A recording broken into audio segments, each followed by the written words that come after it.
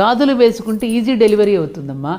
అందుకని గాజులు వేసుకున్న నరాల ఒత్తిడి గర్భసంచిని ఆరోగ్యంగా ఉంచుతుందిట. అందుకని సీమంతం అప్పుడు ఎక్కువగా గాజులు వేస్తారు. ఆ శబ్దం ఏమో గర్భస్థ శిశువుకి మానసికపరమైన సంతులనాన్ని కలిగించి ఆనందాన్ని కలిగిస్తుంది. అమ్మ ఎప్పుడు తన దగ్గర ఉన్నట్టే ఫీల్ అవుతుంటాడట లోపలి గాజులు సవ్వడికి.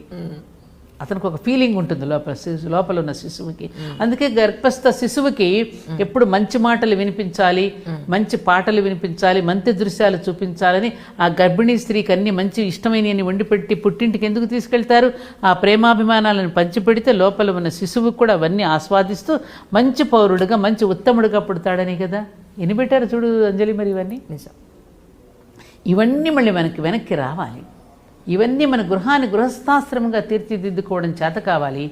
జీవితాన్ని యజ్ఞార్థంగా మలుచుకోవడం ఏమిటో మనకి తెలిసి రావాలి. ఆ తెలిసి వచ్చినప్పుడు ప్రతి గృహము ప్రతి గృహలక్ష్మి అంటే గుర్తొచ్చింది